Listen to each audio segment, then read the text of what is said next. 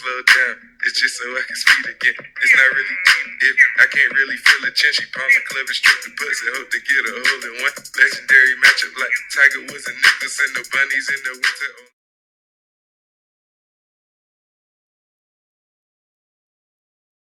Let's just get this shit started. Like Darian Peters, bro. Yes, sir. Alright, so my name is should go at the camera. I mean, you can look at me with the camera. Okay. Alright, so my name is Darian Anthony Peters, you know. Born and raised in Miami, Florida. Jamaican descent. Don't really like Jamaican descent. Grew up, you know, big sports fan. Kind of quiet, modest. Now as an older man, you know, I've accomplished some things. You know, graduated from Florida State. Even though I'm a UL fan. Well, I think I do that. It was business, man. It looks good on the resume. Now, you know, I'm about 10 days away from finishing with my master's. I'm just like, yeah, you know what I'm saying? I'm just ready to go out and just like have some fun, man. You know, like live the finer things in life. Yeah. But that's the backdrop of who I am. You know. Also, you know, I keep it real honest. You know, I'm a very blunt person. I think that's probably the strongest part of my personality. It's misunderstood. Sometimes it's misunderstood. I'm gonna take credit for the way I deliver. You know, I'm not credit. I'm gonna take accountability. Well, me personally, I don't think I live with that. Cause I feel like me personally, I like blunt people, even when I know I'm dead ass wrong, bro. You know, I done some dead ass wrong shit, bro. Like, hey, bro, you come be like, hey, shit. Hey, we all have. I think we all have. Shit. But let me ask you about your personal trainer. Yeah. So how did that fitness come about? How did that, like, what made you like say, damn, you know what, I want my own business, I want to train? So 2017, probably like my craziest year. I was working 3 jobs and. Oh, when did you graduate? 2016 December. Okay. So I graduated 2016 December. I went to Miami because, you know, I didn't have no money, so I couldn't stay up there and pay rent. So I went back home, tried to regroup, and what happened was I was substitute teaching at crop at the old high school. So I did that during the day. Then after that, I used to go to UFIT, right? I used to go to UFIT after and train, and then I'd go to like FedEx and, you know, overnight throw some boxes. And like after a month or two of doing that shit. 3 jobs, bro. Yeah, 3 jobs, bro. Crazy. Yeah. It first let me backtrack. It started off with me just Ubering, cause like I couldn't get no jobs at first, and I was like, damn, bitch, I just graduated. Yeah. I'm like, Florida State going to championship. I'm like, yo, something ain't right. I said, where's the love? So I started off Ubering first, and then when I got those jobs, that's what I was doing. But So you gotta kind of swallow your pride, but like it's like when you graduate, you don't like substitute, and then like FedEx.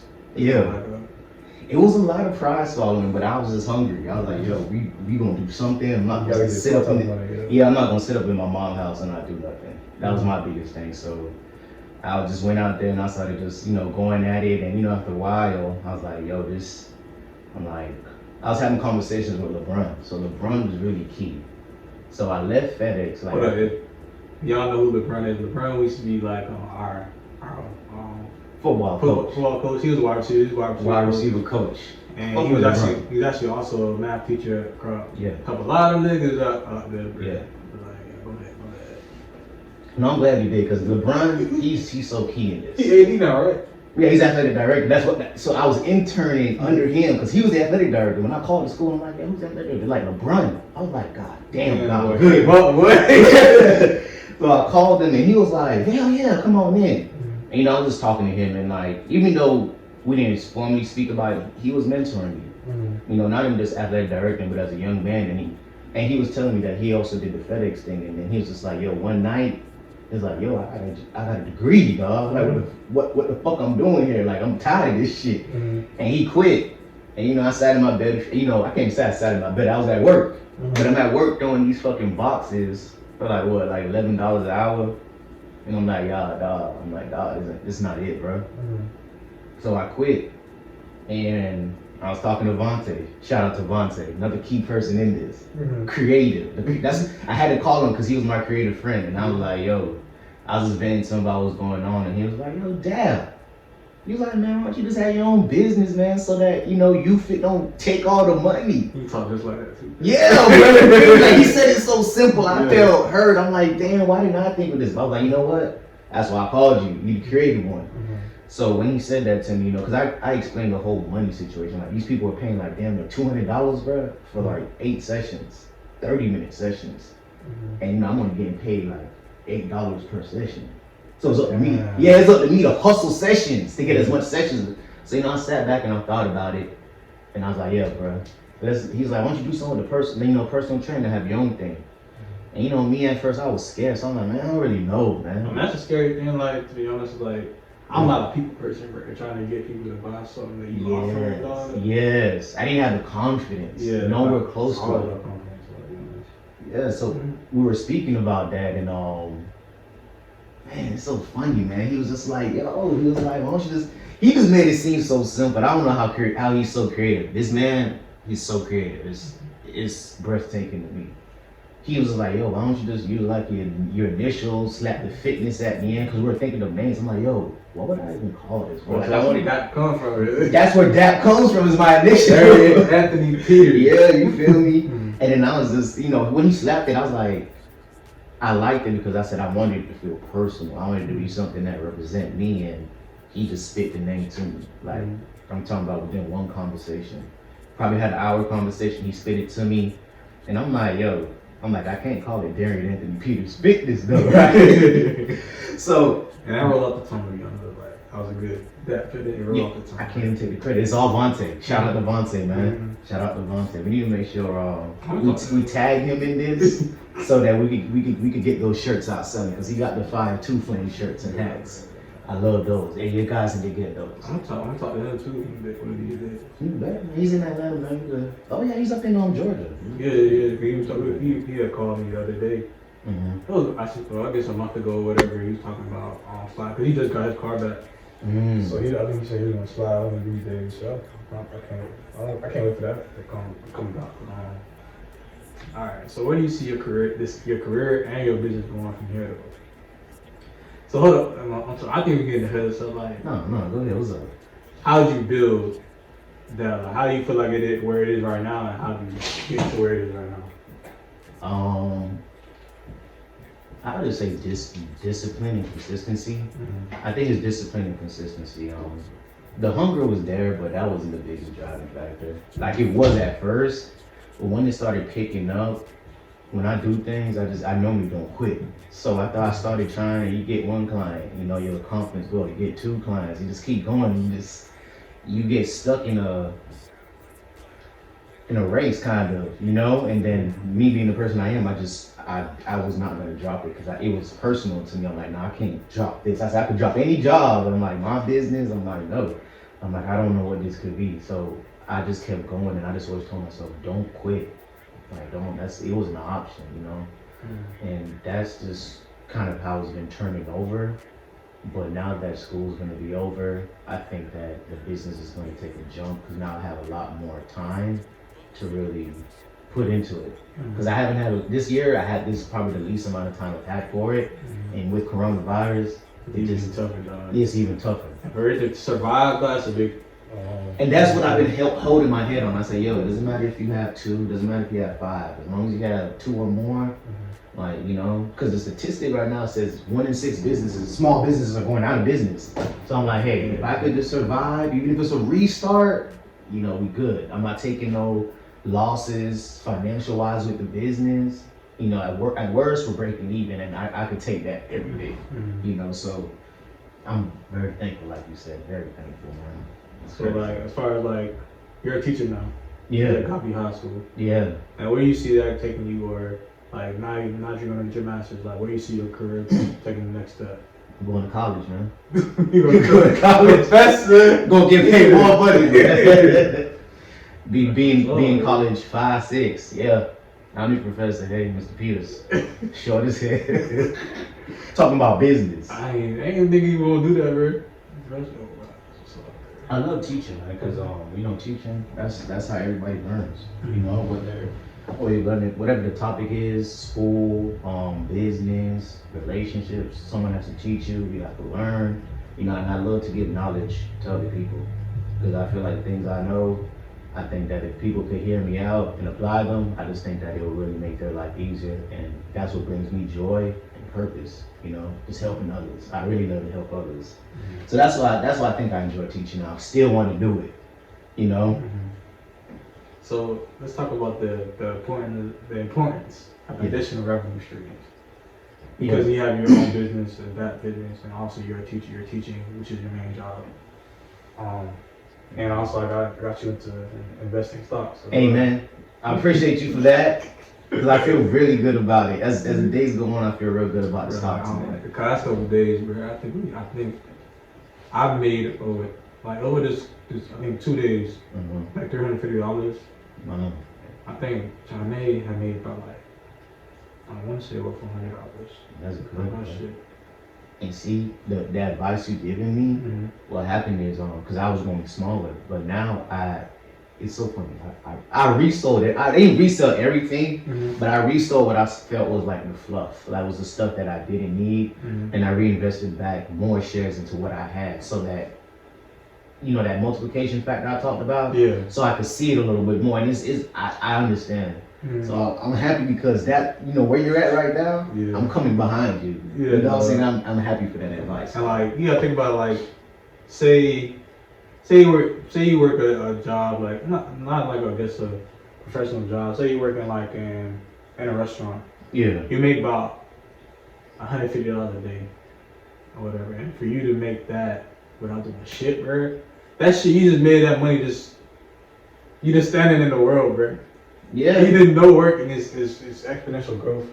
And it's not, I mean, I'm thinking, it's not like it's immediate money where I'm going to take it out and use it tomorrow. But it's just money that when I retire, bro, it's just going to be, I just feel so happy that I'm actually thinking about the future and how to put away the future. Hell yeah, man, because you know, shit get crazy out here, so it's good.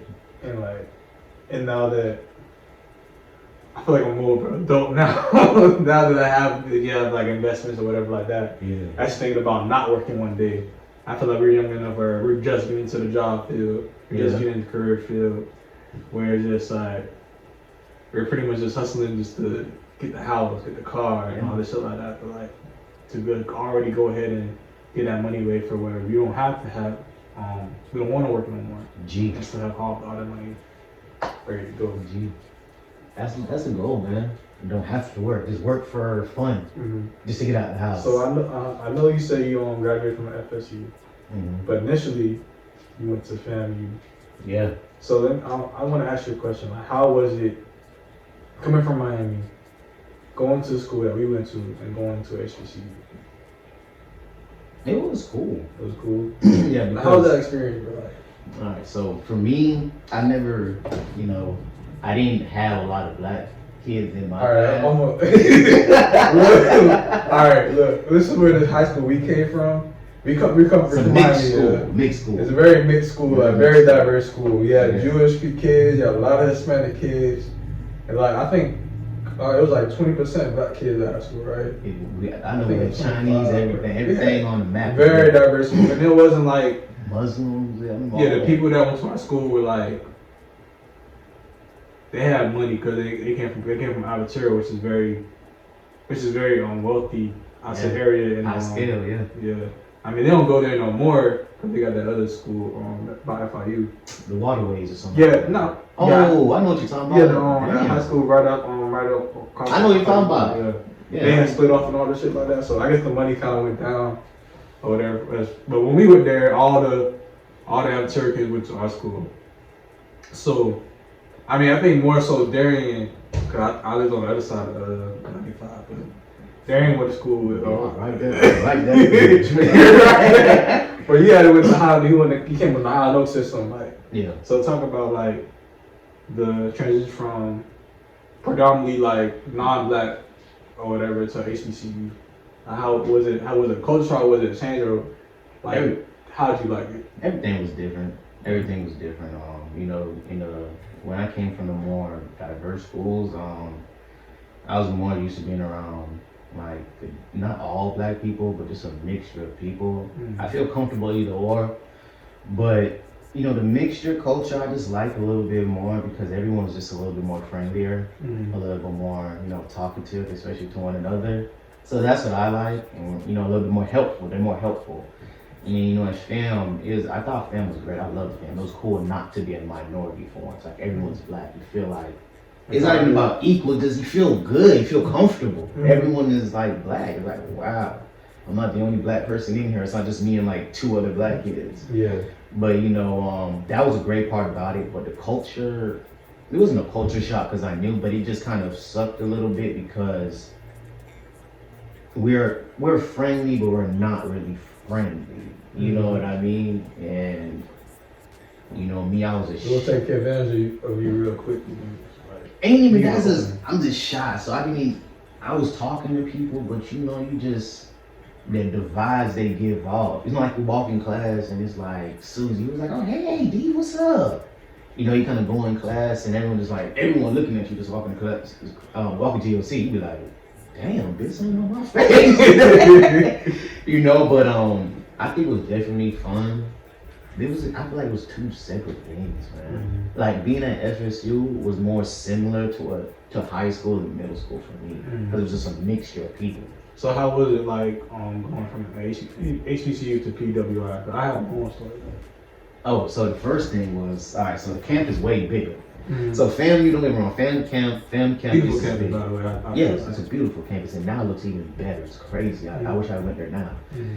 But there's, you know, you can walk that campus in one day. FSU, hey dog. I went there the first day. That shit's so big. Like, I don't know, FAM probably had it, but because it was smaller, I know I didn't use it. FSU, I almost cursed. I don't care, man. These motherfuckers have a damn map.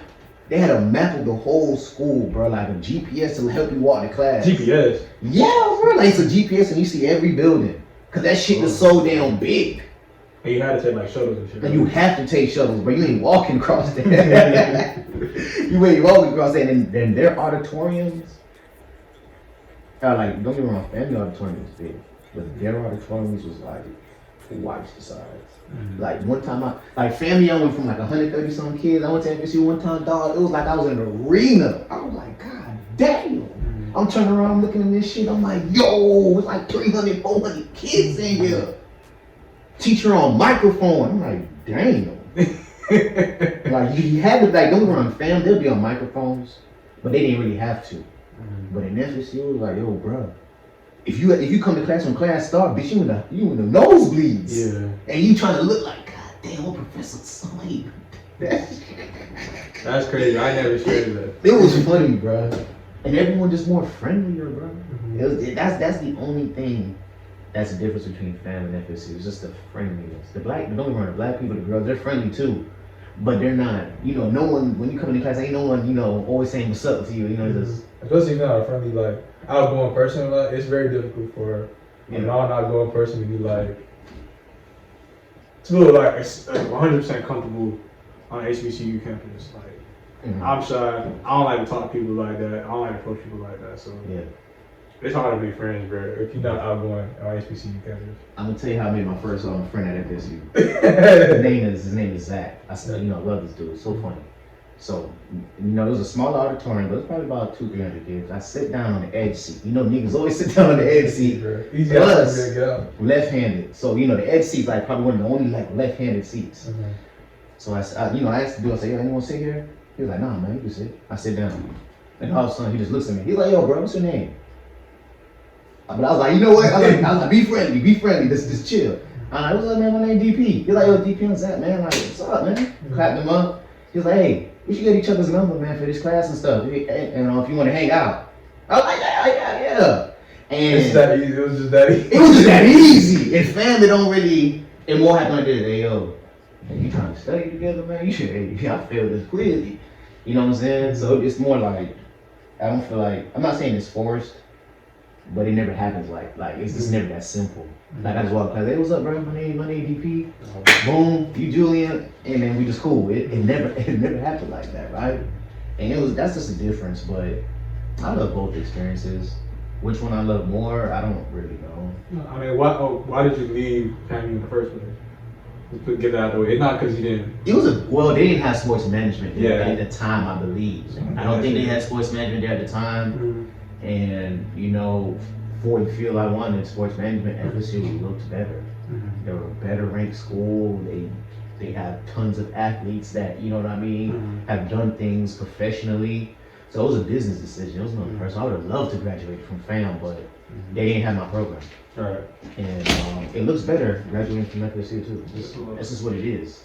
Now, if you're like an engineer, yeah, you want to graduate from FAM, you know? No, it's the same. It's the same on college actually. So it really didn't matter. Oh, so it really didn't matter? No, it didn't really. Well, matter. let's say like pharmacy or nursing. Yeah, then You get what I'm saying? I think they do have. FAM does have better business schools, but I would say like. I believe so. Yeah, they do. So Yeah. like, I'm not gonna put down FAM like. That's why I said that. HBCU. Yeah, I don't want to think I'm I want to tell you an about my HBCU experience, hater. bro. Like, Yeah, good. leaving from Crop and going to HBCU in Savannah State and stuff like that.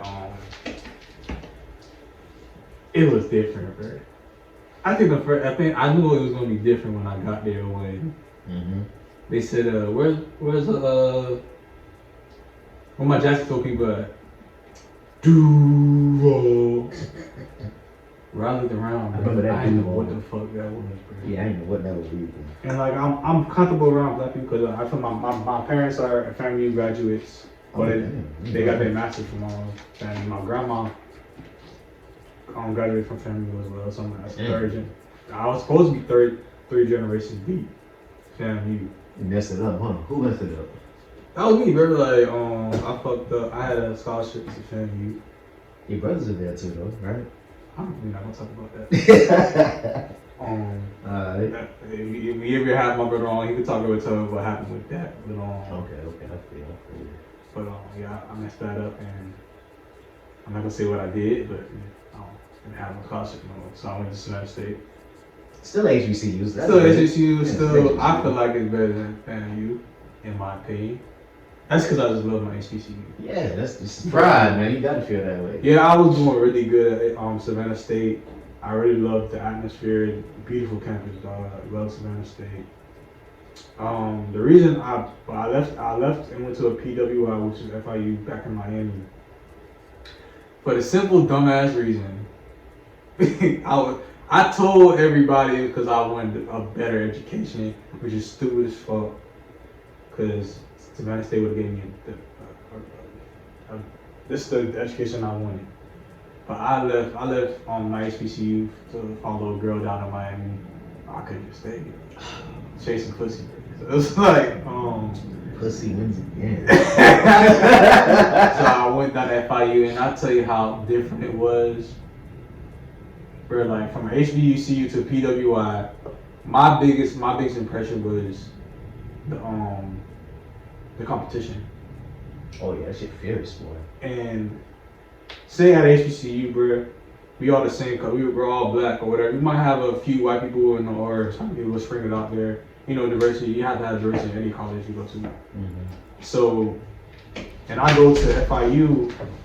I don't have like you don't have 400 people in a class. No, like that. It's still like a 30 people classes or whatever. Because it's engineering. Like not a lot of people don't do engineering. Period. But it's like you're the only black person in that class. It's like more often than not. And the teachers treat you different as well. I remember one time, and this is a true story, bro. Like I was struggling. It's differential equations. What? You know, I have an engineer friend. He told me he took that shit about 6 times. I go lie. So when you tell me, when you tell me, I'm just laughing because I'm with you. He told me like, yo, dog, that shit a beast. Yeah, it's a beast, bro. Like the first time I walked into that differential equation, I thought they were talking Chinese, bro. Yeah. I thought I was like, wait, bro, I went through all these math classes. Where the fuck this shit come from, bro? Yeah. And I was struggling in that class. Yeah. Struggling in that class. I heard about it, man. And so I went to teach. I went to the professor, you know, to his office hours. I thought so. And as HBU, when you go to office hours, they sit down with you, bro. They go over it, like, where are you not getting this, bro? Like, how are you not getting it? Like, they go through your whole process. When I'm to the PWI, the president, and keep in mind, this is an African man, you know, like, teacher or whatever like that. Keep that in mind. I go to him, I'm like, all right, I'm not getting this. Like, you look at my work, you went over this in class. I understand we went over this in class. Can you look over my process and tell me where I messed up at? I'm not getting your answer. We went over it step by step in class, and you should have this and you should have that. I'm like, bro, if I wouldn't have come to you for the class, I wouldn't have came to your office hours if I got it in class. I asked my question, like, not like I was quiet in class, bro. Like, I thought you were speaking Chinese. I said something like, yo, can you go over that again? Hey, how did you get this or whatever like that? I still wasn't getting, so I needed that one-on-one time. Yeah. And I'm not gonna pay for tutoring, bro. I guess it was a pride thing, bro. Like, pay for that? I eventually got paid for tutoring, but like, he would not give me like any help whatsoever. And I would leave, and the next white boy would come in for his own meeting with the man. And something told me to wait out there for it to come out and like ask him how it went. So I waited for the white boy to come out. He had his meeting. It was like, so I was like, hey bro, what's your problem? Like I wasn't giving you problems, but so like did you figure it out? I was like, oh yeah. He told me I messed up here and here. I was like, bro, what did you do that I didn't do? And like that was a common theme at FIU, bro. Like that happened like 4 of my classes that happened. And like the reason was because like we were competing for internships and we were competing for jobs once we graduated. So I don't know, maybe it looked better to have the white people like get more help or whatever like that. I thought it would look better if I'm getting help, but everybody gotta get help. I don't know. I'm paying you, bro. So I'm paying extraordinary amount of money for me to get these classes, but that's why I regret leaving Savannah State the first time, bro. Like that was my experience at PWI, but not saying that it was a bad school, but hey man, I love an HBCU. We make choices, it happens. Some are good, some we gotta go back to. It happens, man. Yeah. It happens. As long as you finish, I think that's the most important thing. Yeah, that too, and like I guess the moral of the story, if you got something good, bro, like just stay where you at, bro. Like just finish, bro. I was just so arrogant, bro, because everything was so easy at Savannah State to me. Oh, it was. Yeah, it was so easy. Like I'm thinking, I need better prospect for jobs or whatever like that, which is so terrible to say. Like I felt like HBCU wouldn't give me a good enough education for a job and shit like that, which is so stupid as fuck. I told myself that for pussy, bro. Think about that shit, dog. He crazy, bro. I was in love. Hey, man. But getting off of that, bro. Good times. Good times. Hey, it was a good time. Anyway, I want to ask you about growing up in a 2-parent household. Yeah. I'll say like most of my friends growing up had 2 parents. And most of my friends had 2 parents growing up or whatever.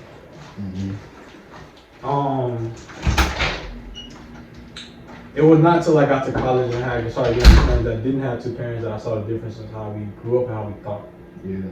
So tell me how what your opinion of that is. Well, I think the biggest. I know it's a tough question, right? It is a tough question, but I know off the rip, the biggest thing with a single and 2-parent household is the respect and authority and viewpoint of a man. That's the biggest difference. In my house, what my father says is law.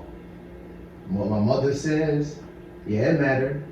But what he says, that's what it is. And she'll look at me and be like, that's what your father said? That's what it is. And I think it's a lot different, man. I think that from a 2-parent household, you get humbled a lot more. I wish I could show my attitude. I couldn't show my attitude growing up. As soon as I get serious, I got a nigga saying, fix your face. Well, I fix it. And I know what that meant. It took one time for me to understand what it means. I think that's the biggest thing. Discipline and the way, in respect and the way you view men. From a 2-parent household, and this is just this is not everyone. This is just the norm. What normally happens. I don't want anyone to think categorizing them or stereotyping them or nothing. I'm just saying from what I see. And Two-parent household, you see, the men and women are a little bit more loving. They come a little bit more complete, like they have the compassion and everything. I'm not saying they're more complete, but they're a little bit more. What's the word can I look for? I won't say developed, but there's more of, I think, self-aware. Well, it's one thing. There's more accountability. Okay. There's definitely more accountability. There's just more accountability. When you're like a person that comes from a one-parent home, I just feel like there's certain characteristics they lack that comes from a man. And this is not to take no shots at the teacher. So I see the difference from my students who have their mom and dad, and the ones who just have their mom or just have their dad. Mm-hmm. Because it's a system. It's two people working together. It's so hard to be one person and do it. Mm-hmm. Especially when you have multiple children. Yeah, especially when you have multiple children, you don't have the time. If you have the time, then you don't have the resources. If you have the resources, you don't have the time. It's one or the other. Mm-hmm. It's never really sliced in the middle. And the kids who come from the single parent household, they lack responsibility a lot of the times. They lack respect. They lack like a complete emotional understanding. Like they're so emotional. Mm-hmm. They jump at you so quick, and they retract so quick. There's no stableness in there. And from me coming from a two-parent household, I know that's what my father provided. Mm-hmm. When I get sad around my father, it's a different conversation than my mother. My mother consoles me like a baby. My father, he treats me like the young man I'm developing into. Hey man, I know you said about this girl, but you 10 years old.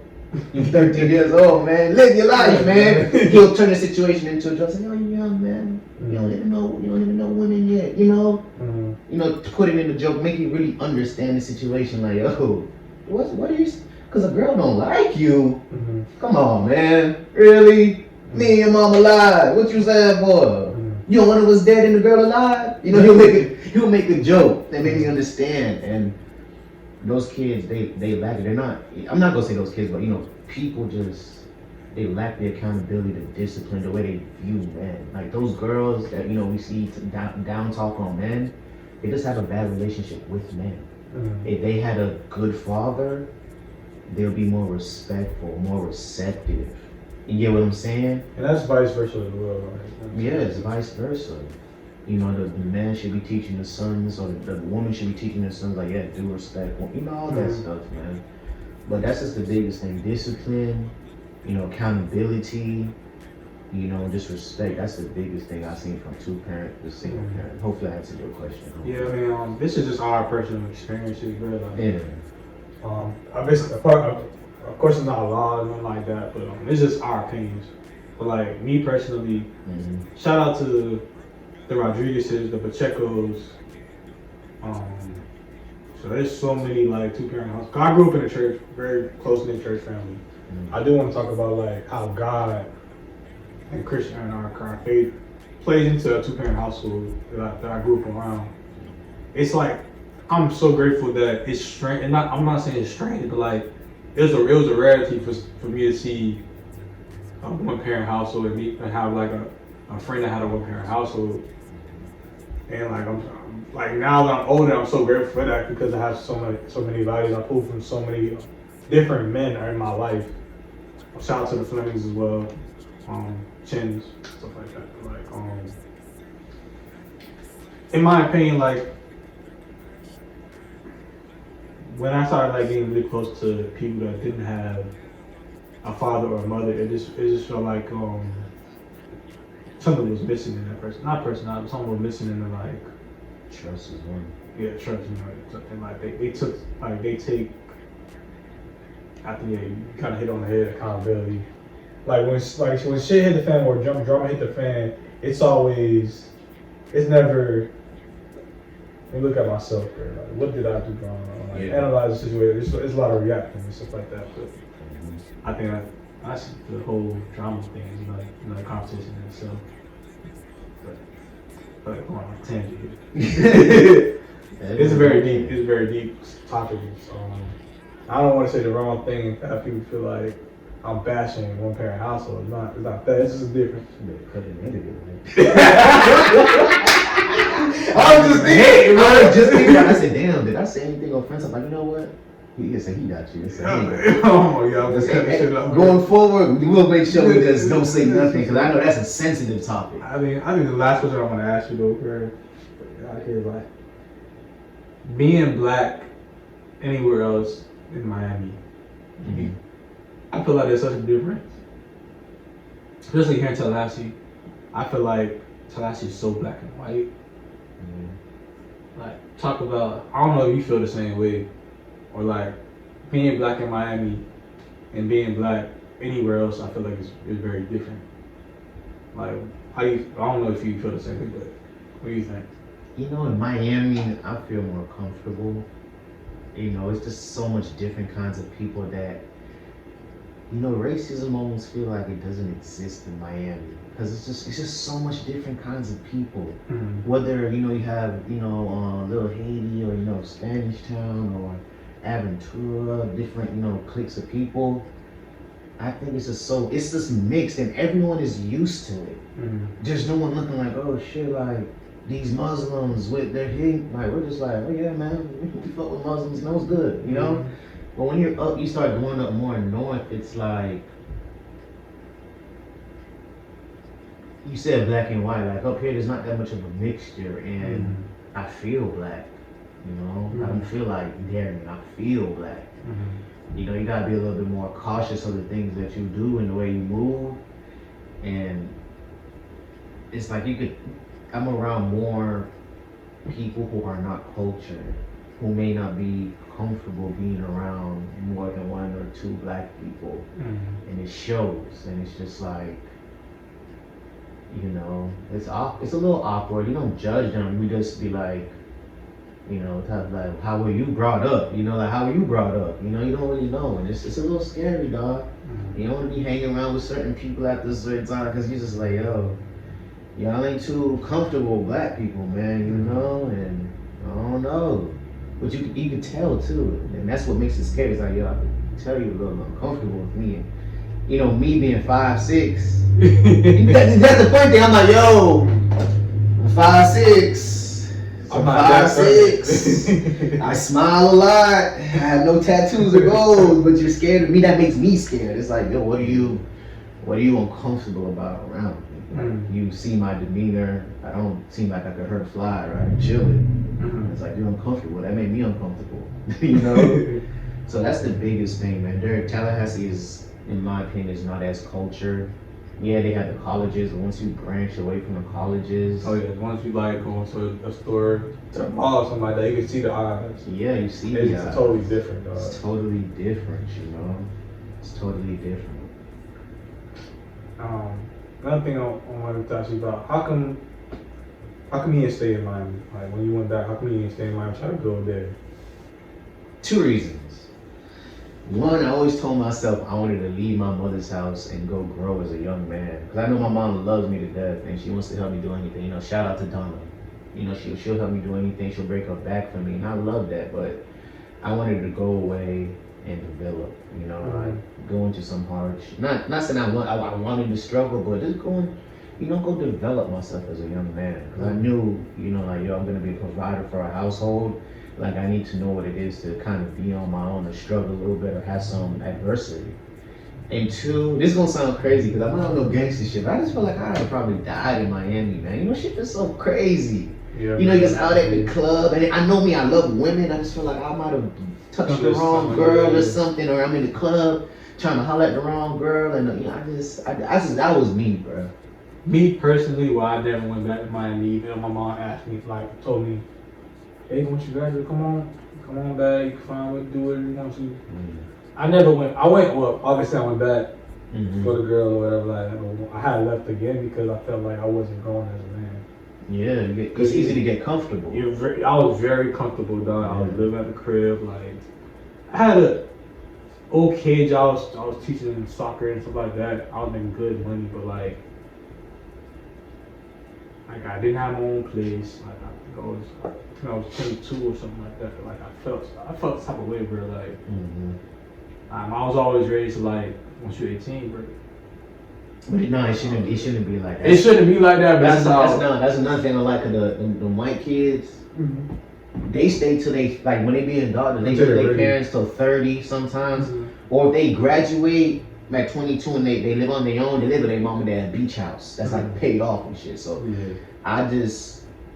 that's a poverty stricken move. I'm sorry, I'm gonna call that one out. Yeah, I had the same ideas. I don't think I'm coming at you. I'm just saying, because at 18, you're not supposed to survive. I just want to say one. My dad never said.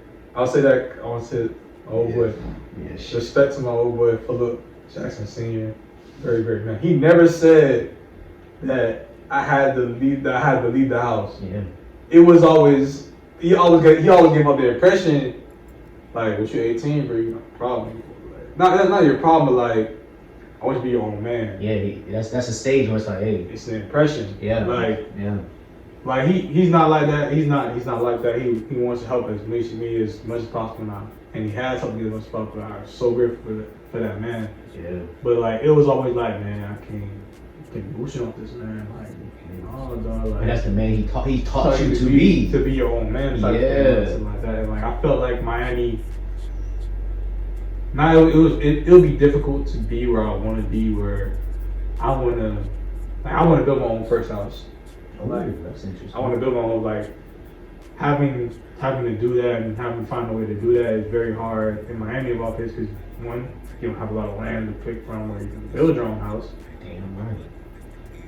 Two is like, it's very expensive place to live, and trying to build in that place where I'll probably have to be making over 18. You have to make 6 figures. Just to be comfortable, right? Yeah. Be comfortable as you want to be, bro. Like, I feel like, well, I have friends probably that making like around 70 or 80 that are pretty comfortable by themselves. You want to put kids in that equation and like a spouse in that equation, and it's like, because I get the older you get, the more bills you have, and like, bruh. Fuck bills, man. Fuck bills, man. So I'm not saying you can't grow in Miami, but I feel like it was just been a lot harder for me to grow in Miami, even though I love the city, I love my hometown. Yeah. Beautiful city. But I just felt like I would grow more as a man if I was somewhere else. I believe you on that. I think that's true. I won't say that I would be died, but I feel like I would have gotten into a lot more trouble if I would have stayed. Cause like, I was out all times in like I think my parents tell you, like, there were times I wouldn't even come home. I think like I was out, boy. Like, yeah, it's Miami. You don't close. Yeah, they don't close. You can be somewhere 6, 7 a.m. in the morning from 12, and it's still going. Overnight. Go to work in the next couple of hours type shit. Oh shit! I don't know. And like, yeah, I used to do that shit, bro. So like, I probably would have gotten in trouble, though. Cause like, especially if I'm living at home, bro. Like, I can't know. Yeah, no bills. No bills, bro. Like, and another thing is too, like, even when you're 22, like this, because you're your age, you're not paying no bills in someone else's house. As a man, that messes with your manhood. Yeah.